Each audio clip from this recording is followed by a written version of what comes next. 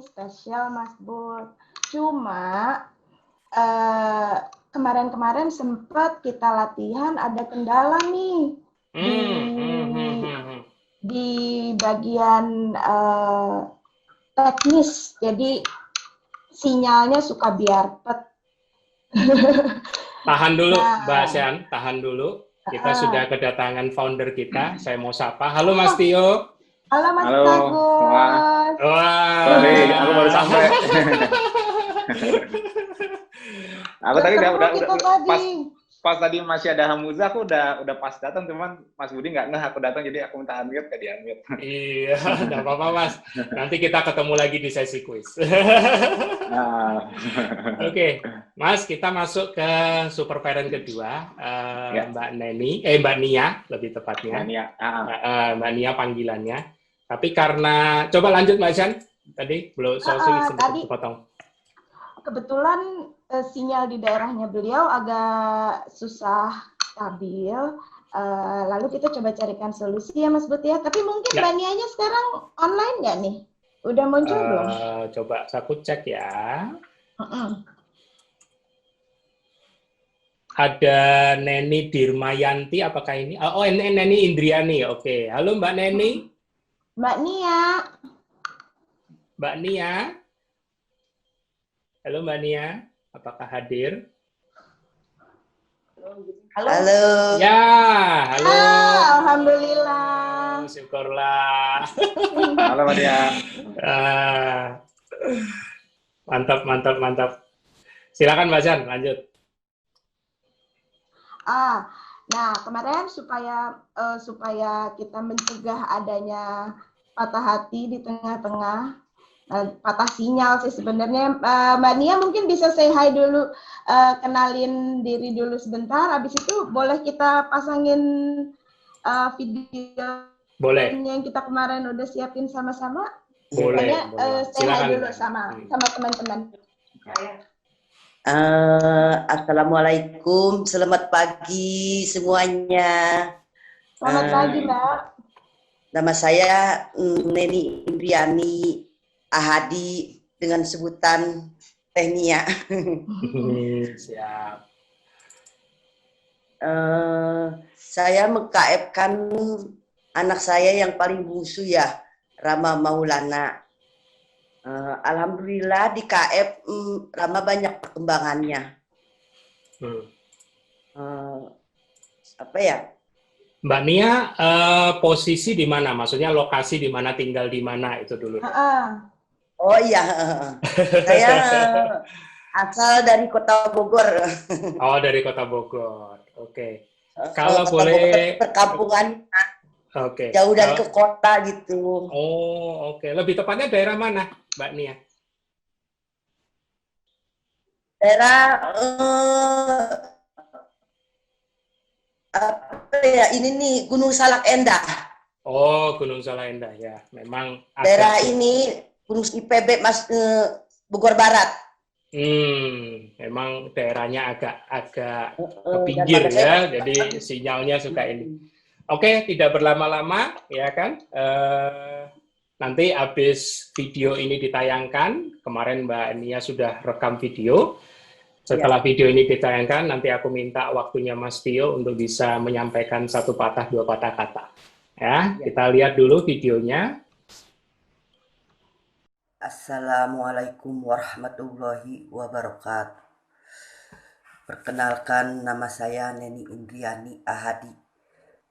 Panggilan Teh Nia. Saya mempunyai 3 orang anak. Yang pertama laki-laki, yang kedua perempuan, yang ketiga laki-laki yaitu Rama Maulana. Sebelum saya berbagi pengalaman dengan progresnya Rama selama ber-KF, saya ingin menceritakan dari awal riwayat sakitnya Rama. Rama terlahir dengan keadaan normal, seperti layaknya anak-anak yang lain. Bisa berjalan, bisa berbicara, pokoknya seperti anak yang lain saja ya. Pada usia 4 tahun, Rama sedang bermain sepeda, terus dia jatuh ke kali. Pada saat itu saya benar-benar tidak mengerti bahwa luka dalam Rama itu nggak ketahuan gitu ya. Cuman ada goresan-goresan luka sedikit saja. Setelah itu dia main-main lagi bersama kawan-kawannya yang lain. Sampai akhirnya pada usia 6 tahun Rama masuk TK. Dia belajar dan belajar. Sampai akhirnya pertengahan masuk sekolah TK. Pada saat itu saya jemput dia ke sekolahnya. Pulang dari sekolah, dia main layang-layang. Pulang dari main layang-layang, dia langsung tidur. Pas bangun, dia menangis. Pas saya lihat tangan kiri jempolnya itu seperti kram begini doang. Gak lama kemudian terus muntah-muntah. Terus saya bawa berobat ke dokter. Saya tanyakan kenapa anak saya ini.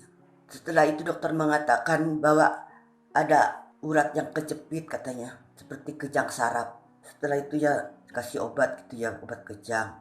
Tapi terus menerus kejang. Akhirnya saya kembali lagi ke rumah sakit itu, minta surat rujukan ke rumah sakit kota. Paginya kita jalan ke rumah sakit kota. Dari situ cuman diperiksa saja, tapi nggak diterima, alasannya ruangan penuh.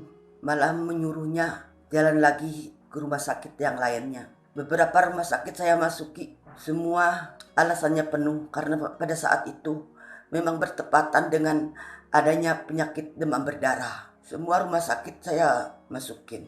Nah di situ akhirnya Rama saya bawa berobat ke rumah sakit klinik yang terdekat. Di situ Rama berobat jalan sambil melihat perkembangannya. Ternyata kejangnya masih terus dan terus sampai seluruh badannya kejang.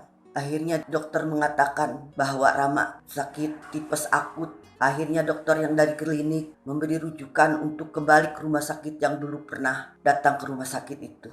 Dengan surat rujukan dengan pernyataan bahwa ada sakit tipes akut, baru di situ baru Rama diterima. Selama dirawat di rumah sakit, akhirnya Rama di scanning ya. Dan hasil di scanningnya ada penyumbatan pembuluh darah, ada pembekuan darah di otak sebelah kanannya. Pada saat itu dokter juga menyarankan Rama untuk operasi, harus dibawa ke rumah sakit Cipto yang ada di Jakarta. Tapi dokter mengatakan 50-50, kemungkinan Rama bisa selamat atau gak bisa selamat saat dioperasi otaknya itu. Akhirnya saya sama suami bersepakat untuk tidak mengoperasikan otaknya Rama. Biarlah kalau keadaan kondisi apapun akan saya rawat Rama. Saat di rumah sakit yang merawat Rama ada 4 dokter ya. 1 dokter umum, 2 dokter anak, 3 dokter saraf, dan 4 dokter fisioterapinya. Sebelum pulang ke rumah, dokter saraf Rama menyarankan Rama lebih banyak mengkonsumsi rebusan tulang sapi. Katanya itu bagus buat perkembangan otaknya. Dan disuruh menghindari makanan-makanan yang bertepung seperti roti dan sejenisnya. Dan disarankan lebih banyak ikan, konsumsi ikan itu daripada daging gitu. Akhirnya kita pulang dari rumah sakit, kita berobat seminggu 3 kali ya sambil fisioterapi di situ terus menerus sampai hampir 7 tahun, dari 6 tahun sampai 7 tahunan ya. Kan waktu sakitnya itu Rama sampai sebelah badannya itu gak bisa gerak seperti lumpuh gitu ya. Setelah diterapi, alhamdulillah Rama bisa jalan lagi walau keadaan gak begitu normal jalannya ya. Tapi ada efek sampingnya waktu pulang dari rumah sakit. Rama yang cara bicaranya itu kasar, kalau ketemu anak kecil dijorongin gitu ya, pokoknya jadi galak gitu ya, terutama hiperaktif. Kalau malam dia jarang tidur, keluar ke rumah main sepidahan di tengah kampung. Lama kelamaan agak mendingan ya, tapi tetap kejang masih ada, hiperaktif masih ada. Akhirnya kita lepas dari dokter karena Rama udah agak mendingan. Terus dia masuk sekolah, itu pun masuk sekolah SD saya temenin ya, seperti saat dia TK gitu, di samping dia duduk karena saya khawatir gitu, dia takut ngegigit temennya gitu ya. Nah setelah itu karena keinginan untuk sembuh, untuk benar-benar gak ada kejangnya, saya berobat lagi ke alternatif, ke orang pinter, obat-obat sisa itu ya, dari Cina itu ya. Pokoknya saya berusaha lah istirahat ke sana kemari gitu. Tapi tetap aja kejangnya masih ada. Terus saya buka-buka Facebook, saya masuk-masuk ke grup-grup ramuan tradisional. Ada beberapa grup saya masukin ramuan tradisional. Sana saya sering tanya-tanya untuk meringankan kejang rama. Di situ memang ada banyak saran ya, tapi tetap nggak sampai gitu kejangnya, ada terus tiap harinya. Nah saya iseng buka grup lagi, grup jamu tradisional. Banyak yang berkomentar, ada yang nyaranin obat-obat yang suruh beli gitu ya. Tetap aja masih kondisi seperti itu. Di situ saya ada seorang ibu atau siapa ya berkomentar, Bu, mau gak masuk ke KF ketopastosis itu ya? Apa itu ya Bu? Pokoknya ada apa ya, seperti anak-anak EPI, dia juga nggak begitu aktif mungkin ya, kalau di situ mungkin dia juga nyimak saja gitu ya. Terus tolong dong, ada nggak ya linknya, tolong kirim ke saya. Terus dia kirim, akhirnya saya diterima di situ. Di situ pun saya nggak langsung Edwin Rama ya, saya tanya-tanya dulu, bukan nggak tanya, saya nyimak dulu. Ini grup apa ya? Saya benar-benar nggak ngerti waktu itu. 1 tahunan lah ya, saya nyimak di grup KPLS itu ya. Ada apa ya, postingan Mbak Renata kalau gak salah, dari Lampung, yang KF kan anaknya yang bernama Rahul apa siapa ya. Di situ tentang anaknya yang punya riwayat sakit EPI gitu ya. Setelah itu saya menemukan foto Mas Suhu ya, Mas Tio. Di situ Mas Tio membahas tentang anak EPI yang ada hubungannya dengan kejang, dan membahas tentang yang sembuh dari diabetes. Nah, di situ saya semakin yakin gitu, ingin mengKF-kan Rama. Saya masuk ke grup Telegram ABK ya, yang adminnya Bunda Tri. Itu saya sambil ngumpulin amunisinya karena saya belum siap kalau amunisinya belum komplit ya. Nah di situ saya japri Mas Tio, tanya, Mas Suhu, gimana ini anak saya punya riwayat begini-begini. Saya ceritakan, bisa nggak ikut KF, karena Rama makannya di blender, semuanya di blender gitu ya. Oh boleh, nggak apa-apa Mbak gitu. Ya di situ saya lebih semangat lagi. Hari pertama Rama KF tanggal 27 September 2019. Terus menghadapi adaptasi. Ya ternyata AC itu cepat redanya gitu kalau diatasi dengan amunisi ya. Di situ ada perbaikan sedikit-sedikit. Rama tadinya susah tidur, belum tepat tidur, harus jam 10, jam 12 itu dia udah bisa tidur sampai pagi gitu ya. Terus saya perhatikan kejangnya sudah agak jarang. Nah di situ saya banyak perkembangan Rama ya. Dia lebih kalem, tidur malam lebih tenang. Selama Rama KF ada pastinya ya. Kadang-kadang prolog pasti sampai jam 2, jam 3. Karena waktu jam refill itu Rama jam 12 tuh habis jemur suka tidur gitu. Nanti bangun jam 2, kadang jam 3 gitu. Dari situ Rama tidurnya makin bagus gitu. Kejang udah ringan. Gak kayak waktu Ngarbo, kejang tuh dahsyat. Sampai berdarah begitu, keluar darah dari gusi-gusinya itu ya. Karena Rama udah gak punya giginya udah keropos. Makanya makannya di blender. Hasil yang paling lama itu ya, yang kemarin, bulan-bulan kemarin, BAB mencret hampir 3 bulanan. Sebelum BAB mencret itu Rama susah BAB, keras, kadang 14 hari gak BAB. Terus saya konsultasi ke Mas Tio. Mas Tio masih saran ini itu, saya laksanakan gitu ya. walaupun BAB mencret, Rama badannya gak lemes gitu, seger terus, gak ada muntah. Setelah itu ada lagi gejala batuk. Ya batuk, cuman batuk waktu saat dia lagi melek atau tidur dia gak ada batuk. Tapi setelah saat dia makan, minum gitu saya suapin, ada batuk-batuk terus batuk, tapi tetap masuk makanan minum masuk gitu ya. Waktu itu saya pikir itu ketok flu, saya pikir begitu ya. Selama Rama kena batuk-batuk itu selama 5 hari itu enggak ada keluhan apa-apa ya. Dirasakan sakit apa, misalkan kalau Rama ada rasa sakit itu pasti dia akan berteriak gitu, apa yang dia rasakan gitu. Tapi ini bener-bener Rama kalem gitu, enggak ada rasa kesakitan gitu ya. Siangnya Rama tuh makan 3 kali saya suapin tetap masuk gitu walau dengan keadaan batuk-batuk gitu ya. Biasanya Rama jam habis maghrib itu tidur, tapi malam terakhir itu Rama matanya melek terus gitu, ngeliatin saya gitu. Kenapa sih nak belum tidur, ayo tidur, udah malam gitu. Tuh akhirnya lama-kelamaan dia tidur gitu ya.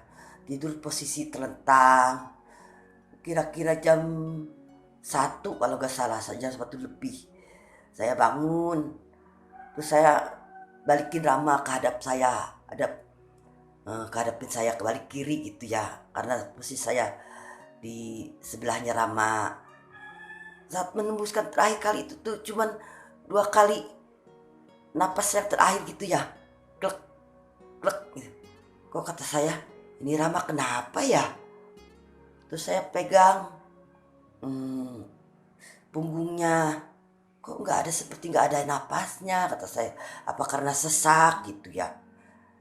Selama batuk-batuk itu nggak ada sesak gitu sama sekali, anehnya gitu ya. Terus saya bangun bapaknya. Coba bangun, ini Rama kenapa ya? Terus sama bapaknya dicek tangannya, urat nadinya gitu ya, ininya gitu ya, hidungnya. Innalillahi. Ya udah, di situ saya lemes. Ya gitulah, gimana gitu.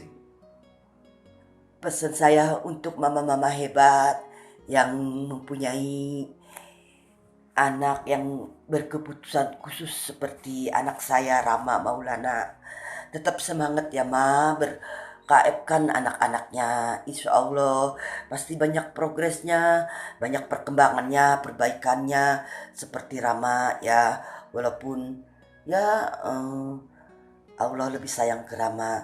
Kenapa saya sangat bersyukur, sangat saat meng-KF-kan Rama itu karena banyak perkembangannya gitu, dibandingkan waktu masih karbo gitu ya. Pokoknya banyak banget gitu. Dari tidurnya 24 jam dia nggak tidur, sampai dia bisa tidur lelap tiap malamnya. Pokoknya banyak banget dah perkembangannya gitu ya di KF itu ya Rama ya. Tetap semangat untuk mama-mama hebat ya, untuk meng-KF-kan anak-anaknya. Semoga progresnya terus dan sehat kembali ya mama-mama ya. Terima kasih sudah mendengarkan riwayat dan cerita anak saya Rama Maulana ber-KF. Terima kasih Bunda Santi, terima kasih Mas Suhu, Mas Budi, dan kakak-kakak senior yang sudah memberikan doa dan dukungannya selama Rama ber-KF. KF itu seperti keluarga sendiri gitu, saling mendukung, saling mendoakan. Terima kasih. Wassalamualaikum warahmatullahi wabarakatuh. Silakan Mas Tio. Ya, terima kasih untuk videonya Mas Budi dan Mbak Nia. Sebelumnya aku turut mengucapkan juga sekali lagi turut berduka cita atas pergian Rama. Insya Allah memang itu sudah waktunya. Alhamdulillah meninggalkan dengan tenang dan dalam keadaan tidak dalam keadaan sakit. Dan alhamdulillah aku senang tadi dengarnya perkembangannya, terutama dari Rama semenjak dia mulai tidak makan karbo lagi, dia mulai tidurnya bagus, tidak hiperaktif lagi, tidak lebih tenang, dan berbagai rasa sakitnya dia turun semua, inflamasinya. Iya. Alhamdulillah perbaikannya banyak pada saat dia menjalankan KF. Tapi memang jika Allah berkehendak ya, kita tidak bisa apa-apa lagi. Tapi intinya, insya Allah ikhtiar Mbak sudah maksimal buat Rama. Dan ini kejadiannya Rama mirip kayak Alif ya, tapi bedanya kalau Alif kan dari lahir.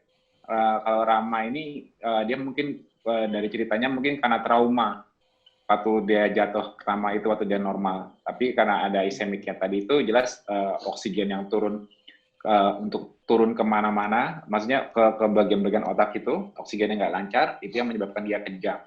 Dan alhamdulillah kejangnya membaik setelah menjalankan KF ya Mbak. Iya benar. Ya, terus Dari terutama masalah kejangnya lambungnya. dahsyat gitu, dari kejangnya dahsyat gitu ya, sampai ringan gitu. Malah air-air ini kejangnya nggak ada gitu Mas, semenjak Mas jalanin banyak makan ikan gitu. Iya. Saya kurangin ayam gitu ya, Kan makan telur sama ikan gitu. Nah makanya perkembangannya bagus, makanya kan kemarin aku senang banget dengan perkembangannya itu. Aku sarankan Mbak Shan untuk kontak Mbak, untuk ajak Mbak testimoni. Tapi wallahu alam ya, seminggu sebelumnya kita padahal dalam kondisi bagus, udah di Rama masih keadaan hidup masih ada gitu. Waktu Mbak Santi kontak saya itu Rama memang masih ada gitu, masih hidup gitu Mas. Masih sehat ya. Waktu Mbak Santi undang saya ke ini. Malah kondisinya lagi bagus-bagusnya ya. Iya, tapi ya namanya takdir yang kita nggak bisa menolak. Insya Allah itu memang benar, itu insya Allah karena Allah lebih sayang sama Rama, dan Mbak Nia udah maksimal. Padahal kita tadinya mau ketemu Rama hari ini nih untuk lihat cerita perkembangan bersama Rama, tapi karena takdir Rama tidak bisa dihadirkan, dan kita semua turut berduka cita atas kepergian Rama. Semoga Mbak Nia dan keluarga ikhlas dan selalu sabar ya. Tapi jangan lupa tetap menginspirasi. Cerita Mbak ini menginspirasi banyak orang. Jadi karena kondisinya dengan Mbak Nia meng-KF-kan Rama itu, ya insya Allah itu ikhtiar yang baik, dan insya Allah karena ada perkembangannya ya, waktu terlihat baik perkembangannya. Dan semoga Cipta Mbak ini menyemangati yang ibu-ibu lain yang masih berikhtiar sama dengan kondisi anaknya yang berkebutuhan khusus, dengan tantangan lingkungan, tapi berusaha untuk tetap konsisten menghindari karbohidrat. Semoga cerita Mbak tadi banyak menginspirasi banyak ibu-ibu untuk tetap berjuang untuk anaknya, ya, benar. Agar tidak menyerah. Maksudnya kita harus selalu ikhtiar terus. Mantap. Terima kasih Mas Tio. Mbak Shan ada tambahan? Pengen peluk aja. Ya, sedikit menambahi ya, apa yang kita lakukan ini memang semua adalah usaha yang terbaik yang bisa dilakukan seperti Mas Tio tadi bilang. Tapi yang terpenting terpenting adalah bagaimana meresponi kita terhadap apapun hasilnya, apapun hasil akhirnya. Seperti tadi Mbak Neni, ya kan? Ya dibilang kecewa atau sedih, ya pasti semua sedih. Tapi saya salut sama Mbak Nia, panggilannya kan Mbak Nia. Saya salut sama Mbak Nia yang tetap bisa melihat sisi positif, yang tetap bisa melihat bagaimana progres Rama menjalani KF, perbaikan-perbaikannya, dan di akhir video tadi pesan Mbak Nia itu sangat luar biasa, bagi saya sangat luar biasa. Ya, bukan masalah KF pasti bisa menyembuhkan atau tidak. Tidak ada sesuatu usaha di manusia di bumi ini yang bisa menjamin bisa berbeda dengan kehendak yang di atas. Karena kesempurnaan itu hanyalah milik Tuhan semata-mata. keluarga besar ketofastosis turut berduka cita ya Mbak. Dan semoga tetap masih bisa menginspirasi juga di grup tentunya. Ya nggak Mas? Iya, betul. Itu sudah pasti. Seperti tadi aku terkesan banget sama pesannya Mbak Nia terakhir ya.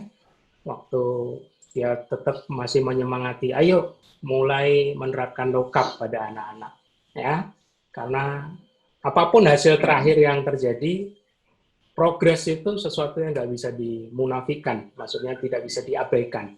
Ada perbaikan, ada ini, itulah hasil dari ikhtiar usaha terbaik yang bisa dilakukan ya. Sepertinya Mbak Nia ada trouble di sinyalnya, jadi ini kita pas banget sudah tape video, jadi kita enggak kesulitan untuk mendengar ceritanya ya.